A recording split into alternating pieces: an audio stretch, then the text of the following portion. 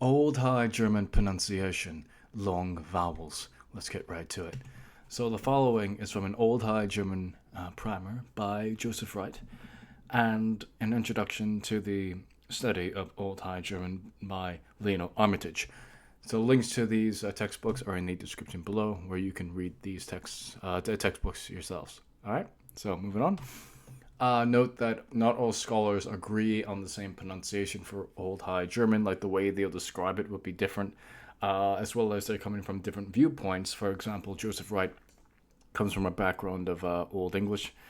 From what I know, as far as vowels are concerned, he has this assumption that Old High German vowels would be more or less the same as Old English, as well as he is, well, because he's a scholar in linguistics or what have you, that historical linguistics, that he also draws from Proto-Germanic, as well as touching upon the German of his time, right? As for Lionel Armitage, he is more, from what I gather, more about the dialects that of his time of German, the German dialects of his time, so as well as emphasis on Proto-Germanic as far as phonetic pronunciations and like deriving from Proto-Germanic and stuff like that. So yeah, that's really the distinction between the two, if you will. That really mainly that Joseph Wright comes from a Old English background. So moving right on. So here are the long vowels in Old High German. It's A, E, I, O, U. The the line over the diacritic, so the line over the bar over the letter, that is called a macron. And this is to distinguish long vowels from short vowels. So this is a recent development, by the way. So for linguists to distinguish long and short vowels. Moving right on. So to go a little deeper into the linguistic part. So when you're reading from books about Old High German, the phonology or what have you, you'll see this thing called front or palatal vowels, depending on the dating of the textbook in question. So front vowels are E, I, and why are they called front vowels? Because they are said in the front, pronounced and uttered in the front of the mouth. E, I, as well as guttural vowels or back vowels. These are A, O, U. These are pronounced in the back of the mouth. So just to recap, E, I, these are front vowels, and A, O, U are back vowels. All right, moving right on. Long A, as in English father by Joseph Wright. So this would be an ah, ah, ah sound. So here's long A, as in father in English by Joseph Wright, and here are the examples. Hahan, to hang. Slafan, to sleep. Thar, there. Armitage, he describes long A as an open vowel, as in the German Vater. So, and here's the IPA of ah. So let's get right to it. So we have examples from Lionel Armitage with his A, so to speak. So we have hahan, to hang. Slafan, to sleep. There, there. Long E. However, Joseph Wright and Lionel Armitage, they differ on this. In that Armitage says there are two sounds for long E, and this is with the context of being very conscious of Proto-Germanic, and so he uses that as his basis for having the distinctions, minor distinctions within long E. Well, let's move on. So, firstly, according to Armitage, one of his E's he describes as probably closed. So I'm assuming he means this kind of E as shown in the IPA here, and this is only within the context of words derived of long E in Proto-Germanic, which he gives an example here in Old High German of here, here, here, for here. So secondly, according to Lionel Armitage, his second pronunciation of long E, that he describes as open at first, as in German gräfen. So it's kind of like an sound, and then later closed, So sort of a sound. So what indicates to me that this is the development of raising, and this is within the context of Proto-Germanic words of that have the diphthong the long a and I, or if you will, so the ai, so to speak, accent on the a. So we went from, so I guess open at first and later close. So what does this mean? I'm assuming Lionel Armitage is talking about the period.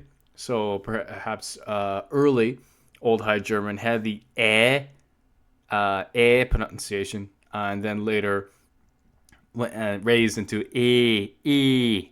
So yeah, so that's what I think what he's saying here. So and then e. So moving on. So we have a few examples with this specific kind of long E with Lionel Armitage. So we have the first long E, so it's an sound, So we have mero, meaning greater, ewig, eternal, se, see. Then we have the second long E, assuming this is of a later period, as Lionel Armitage describes. Well, seemingly. Anyway, so here we go with the examples again. So we have nero, nero, ewig, se. So, yeah, moving on. For Joseph Wright, long E is as in German re. So it's an E sound. And we have an example here of sela, meaning soul. Moving on. So, long I. Thankfully, Joseph Wright and Lionel Armitage agree on this. So long I for Joseph Wright, as in German ihn, so it's E sound. As for Armitage, as in German sieben, so E as well. So very easy. So moving on, we have a few examples here of mean, meaning my, and seen, meaning to be. Very straightforward. Long O.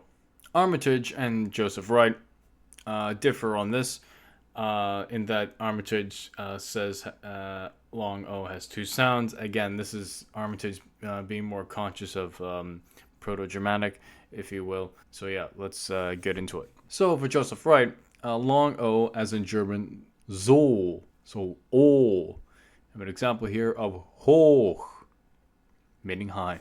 So long O for Lionel Armitage, his first long O, he describes as closed, as in German boot.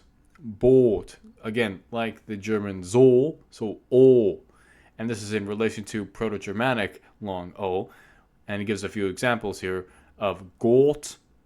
I'm assuming means good, in especially in older form.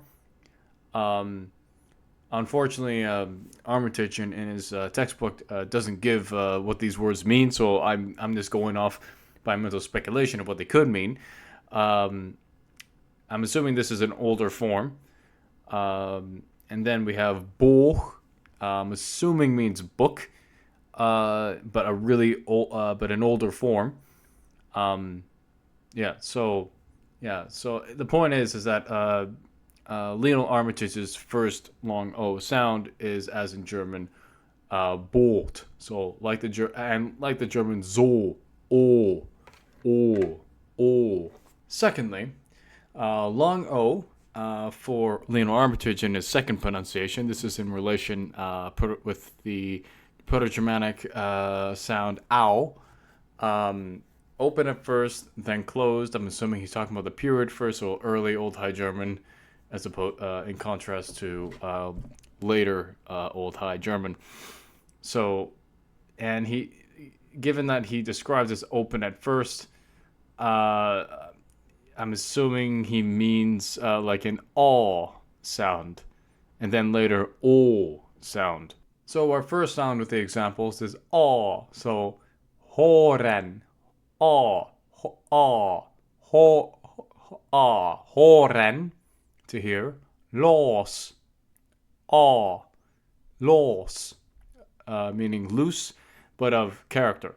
So yeah, that's the examples with that first long O sound at first. I'm assuming this is of early Old High German. Next, we'll move on to the later one. And here we have the later one. So it's like as in German, so, o, so hören, hören, to hear, los, meaning loose, as an adjective, meaning loose of character. So that's that. Next, we have long U, and it's very easy. So for Joseph Wright, it is as English food, so it's an oo sound. For Armitage, he says it's as in German Flur, and that also has an oo sound, oo sound. So very easy.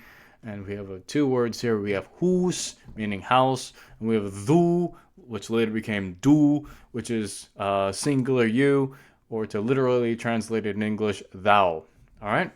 Very straightforward. And that's the end of the video. Thank you for watching, and be sure to subscribe if you're new. And if you really like the channel, please become a patron at my Patreon page down below. Thanks for watching. Bye-bye.